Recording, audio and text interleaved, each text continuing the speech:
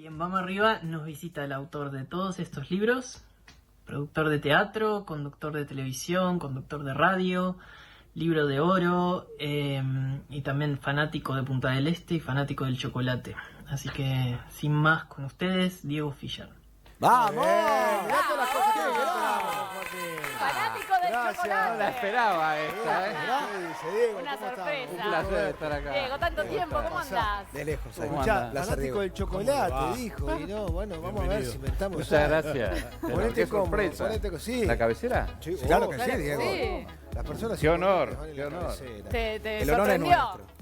Me sorprendió. No Siempre- te dijo nada. Nada, nadie. Ayer justo estuvimos hablando porque yo estaba en Punta del Este y él está haciendo la cuarentena. ¿Cuántos años tiene tu hijo? 28. 28. 28 y acaba de llegar de Madrid hace unos días. Ah, mirá. Y está en cuarentena. O sea, con ganas que pasen estos días para, bueno, Para hacer abrazarlo, charlar. O sea que te está mirando. Le podés, Está mirando, le podés sí. responder su mensaje. Joaquín, muy bien.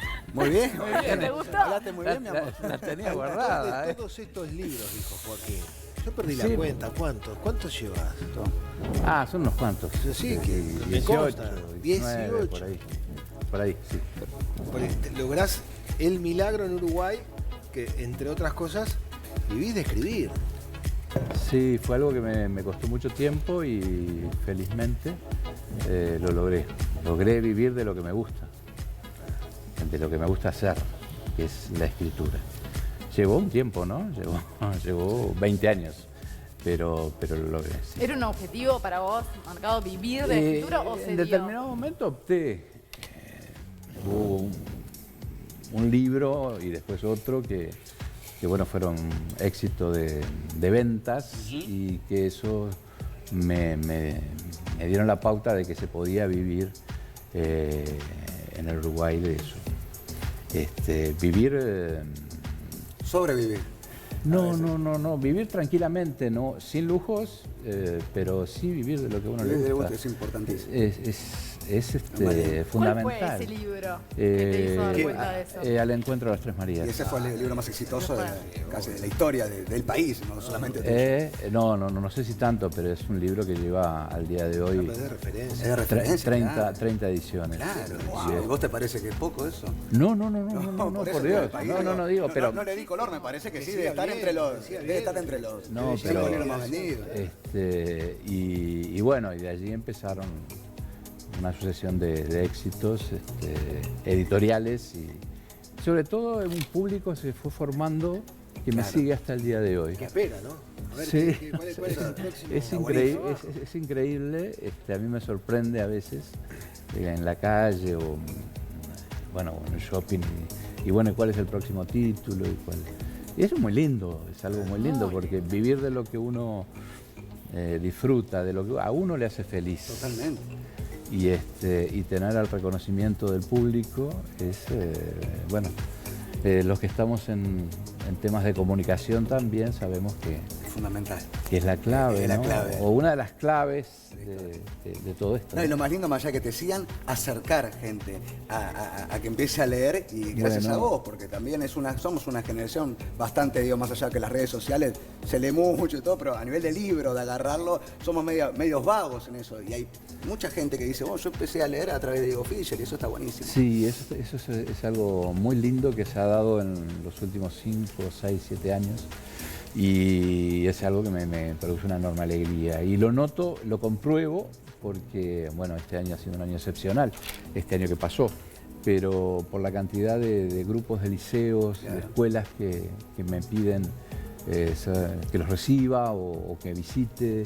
Y me doy cuenta que no solo han leído el título del trabajo que la profesora o la maestra le indicó, sino que han leído otros títulos. Entonces eso es... Yo me voy a servir un poco de agua. hace un calor bárbaro. Yo te sirvo. Vos sabés que No, por favor. nos conocemos ya hace un buen tiempo. Sí, claro, Y Federico. eso hace que, más allá de conocer tus títulos, Muchas gracias. uno se ponga... ¿Alguien más agua? Estoy generoso. No, estoy con el dando la vuelta yo. No quiero gastar porque me lo descuentan. Uno después. haya aprendido a conocer tu manera de trabajar. ¿A dónde voy? Más allá de lo que es una pluma prodigiosa, capaz que es un teclado prodigioso, o sea, términos, Sí. viste, que seguimos acuñando. de la manera que tú tomás las investigaciones es también parte de lo interesante de tu trabajo. Porque muchos de los títulos que vos sacaste, o sea, pusiste y concretaste, tienen atrás una investigación extraordinaria, de mucho tiempo de trabajo, además. Todos los tiempo, libros. claro. Basados en investigación. En investigaciones pacientes, Periodísticas. en investigaciones periodísticas que dejaste de momento, retomaste después, pero que las tenías ahí. Sí. Y eso también es un arte extraordinario para... Bueno, es un poco la formación que uno tiene. Yo tuve la enorme fortuna, soy un agradecido a la vida, soy un agradecido a todas las cosas que me han sucedido, las buenas y las malas, Pero siendo muy joven, y aquí todavía recién empezaba a darse lo de a la carrera de Ciencias de la Comunicación. Un pionero fue el entrañable Manino Mercader, también estaba Luciano Álvarez en eso. Pero en aquellos tiempos, lo cierto es, yo estudiaba Derecho y no había una carrera de Ciencias de la Comunicación. Y sí he comenzado a trabajar en el diario El País, y al año siguiente en Radio Sarandí. Y en ese periodo de pocos años tuve la enorme fortuna, reitero, de poderme ir a estudiar al exterior. Primero fue a unos meses a la Universidad de los Jesuitas en Lima, que tenía por aquellos años un centro pionero en especialización en radio y televisión. Y a los 2 años me postulé para una beca que lamentablemente no existe más, que se llamaba Programa de Graduados de Latinoamérica, PGLA, de la Universidad de Navarra, que es una beca financiada por la Fundación Adveniat de Alemania. Me postulé el primer año y no lo gané, y me volví a postular el año siguiente y sí lo gané. Y así era un año lectivo en Navarra, en Pamplona, con colegas jóvenes, éramos todos muy jóvenes, de toda América Latina. Y ahí hice amigos entrañables de México, de Argentina, de Brasil, que seguimos en comunicación. Hoy más que nunca voy con el tema de las redes. Pero a lo que voy es que una de las cosas que uno tenía que hacer allí era una tesis. Y ahí fue donde aprendí y me enseñaron los métodos de investigación. Cómo se debe investigar, cómo... Digo, tiene su técnica, claro. Técnica. Y en su momento no me di cuenta qué herramienta estaba adquiriendo para aplicarla, diría, 10 años después aquí, ¿no? Porque uno cree que es muy fácil ir a un archivo y leer un documento. Voy a la biblioteca, ya está, ya alcanza. No, hay toda hay técnicas y después el ojo adiestrado, ¿no? La experiencia que uno va ganando y acumulando, ¿no? Y creo que eso fue muy importante y al día de hoy lo reconozco. Y cuando te vas haciendo más grande, también uno valora aún más las cosas, más en este caso que fue una beca, esos alemanes católicos, que es una fundación que se creó como agradecimiento para los latinoamericanos que habían ayudado mucho a Alemania a salir después de terminar la Segunda Guerra Mundial. Y una de las cosas que hacían era financiar programas de estudio para jóvenes periodistas y creo que también para docentes. ¿Cuánto, hablando de valorar, y voy a estar un poquito, me meto en tu piel en el sentido de investigación y para atrás, para adelante? Vamos para atrás, cuando arrancó toda la historia. ¿Cuánto valorás a tu madre, a tu padre? ¿Cuánto valorás ese libro de Chico Carlos? Que capaz que fue el libro más importante de tu vida sin haberlo escrito. No, para nada. Claro, por eso mismo. Se ve que estuvieron trabajando, investigando. Bueno, Chico Carlos llegó a mis manos en una hepatitis, con 6 años, 7 años. Yo vengo de una familia donde había libros, donde se recibían, esto les va a parecer extraño, ¿no? Pero era algo bastante frecuente en Uruguay, por lo menos de mi época, donde se recibían 2 diarios. El País en la mañana y, miren, épocas que había vespertinos, El Plata de noche, y había una biblioteca y se hablaba de política en la mesa, se escuchaba música clásica, se escuchaba el Sodre o Radio Sarandí. Y sé que las personas más o menos de mi edad, un poco mayores, se van a sentir identificados con esto porque era algo muy, muy frecuente en el Uruguay. Y un día me agarré una hepatitis y las hepatitis que se medían en cruces, no sé cómo son ahora, que implicaban 2 meses de quietud. Y lo que recuerdo es los libros que empecé a leer y el primer libro que me entregó mi madre. ¿Qué edad tenías ahí? Y 6 años, 7, sí, 7 años. Y fue Chico Carlos, que lo leí muy rápidamente y me enganchó. Y bueno, la historia quiso después o la vida, que muchos años después me reencontrara de otra forma con la autora de ese libro, ¿no? Y empecé a leer ahí y ahí no paré. Leía mucho los diarios en aquella época. Leías diarios de Argentina también, ¿no? También los domingos La Nación o La Prensa. Y después la vida te llevó. ¿Escuchabas Sarandí? ¿Trabajaste en Sarandí? Trabajé. Y con La Nación también trabajaste. Fui colaborador de La Nación y fui corresponsal casi 10 años. Todo se fue uniendo. Sí, esas cosas que, coincidencias o no. Fui corresponsal de TELAM, que es la agencia estatal argentina, durante casi 10 años. Y también colaboraba con La Nación, ¿no? Y no, con La Nación eran notas que me encargaba, que me pedía el secretario de redacción que estaba de turno en su momento. Ahora más sí, estabas hablando hoy más temprano, el tema de dedicarte a escribir, ¿no? Que se ha convertido en una profesión en la que vivís de eso, económicamente hablando. ¿En algún momento tuviste miedo de que, las nuevas generaciones, la tecnología, el celular, borre un poco el tema del libro? Porque hoy también decíamos que incluso, el año pasado la gente recurrió muchísimo al libro, pero al libro físico también. Pero también hay muchos libros digitales que se descargan también de forma gratuita. Y y ese es un nuevo mercado, ¿no? Miedo no. Soy consciente de que hay una tecnología. Es un error decir que la gente joven no lee, se lee mucho más. Y la prueba está que no hay país. Uruguay debe ser de los países, junto con Argentina, de los países que más se publican. Es decir, ¿cómo puede ser que un mercado tan pequeño se publiquen casi 200 títulos nuevos todos los años, ¿no? Y eso es fantástico. Además, las editoriales, sobre todo las editoriales multinacionales que han desembarcado hace ya unos cuantos años, han hecho un trabajo muy interesante en las escuelas, motivando y fomentando la lectura. Y también está el trabajo maravilloso que hacen los docentes en las escuelas. Eso lo he comprobado. Recuerdo la última visita que hice fue algo esas cosas que a uno le quedan grabadas y también ahí la gratitud. Una escuela de Tropa Vieja, acá cerca, saliendo de Montevideo. Un día me invita la directora, que habían trabajado algunos libros míos, y podía dar una charla con los chicos de quinto y sexto de escuela.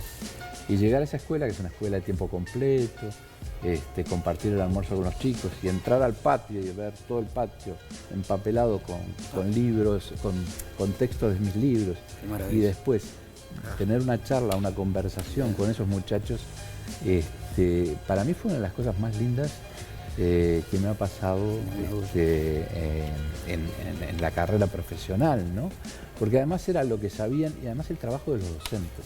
Y ahí va la función de los docentes.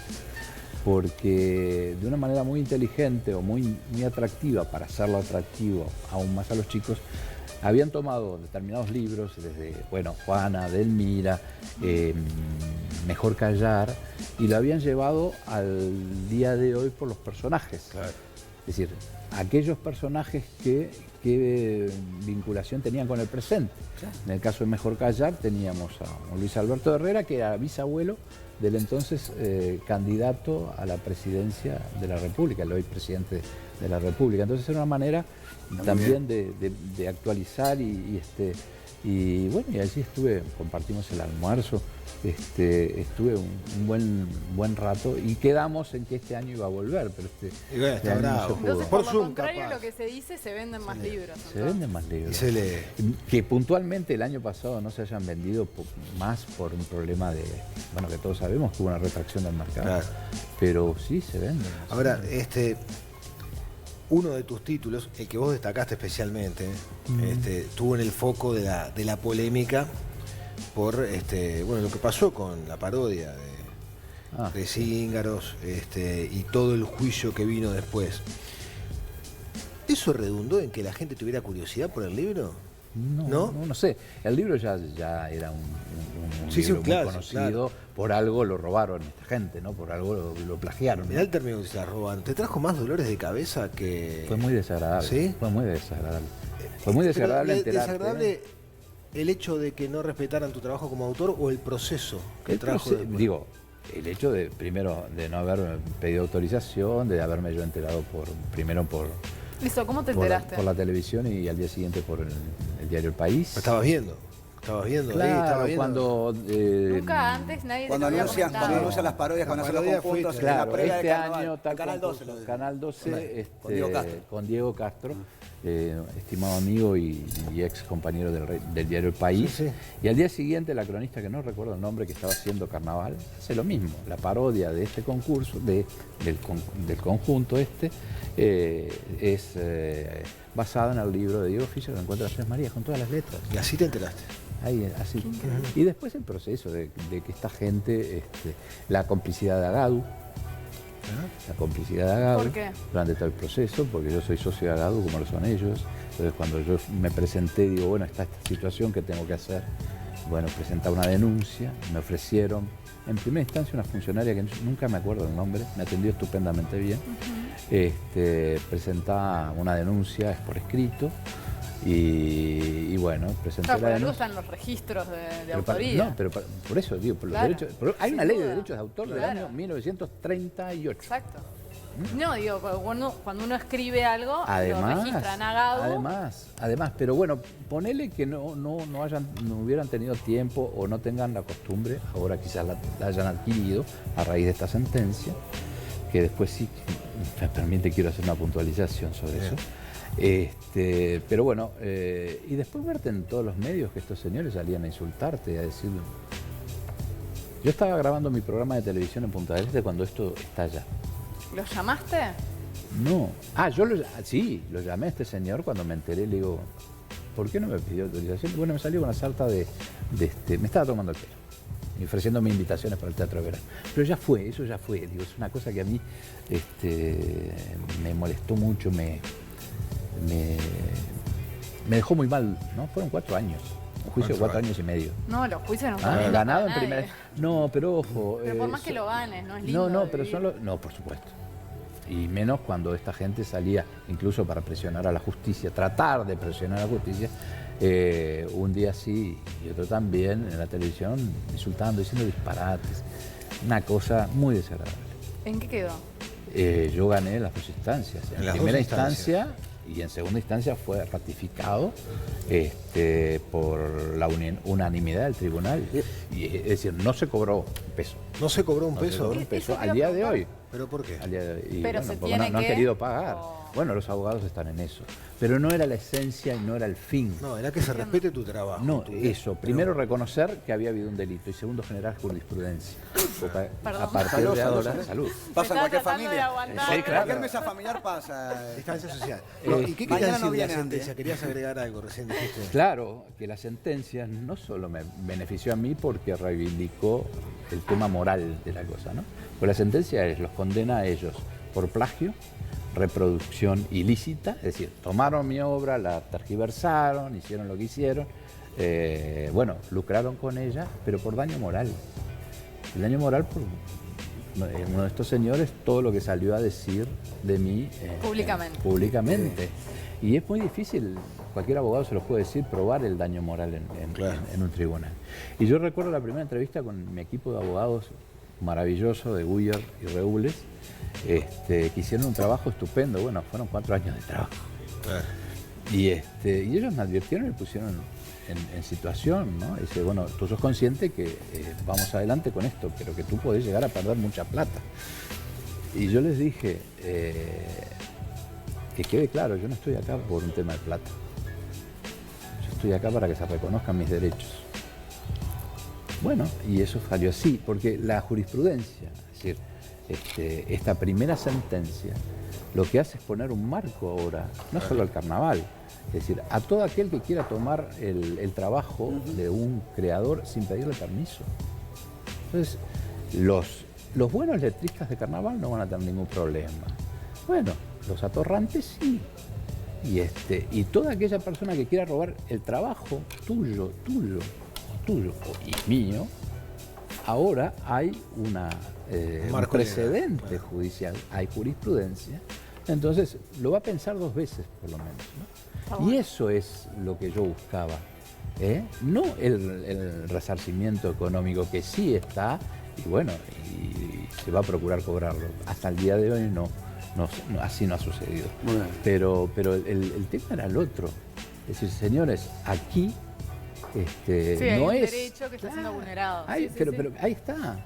No es hago lo que quiero, me importa un comino. Es más, esta gente al año siguiente hizo la parodia de otro libro, de la editorial en la que yo estaba, como una forma, yo interpreté eso como una forma de decir, bueno, no nos importa 3 cominos lo que vos nos pidas, lo que nos estás reclamando.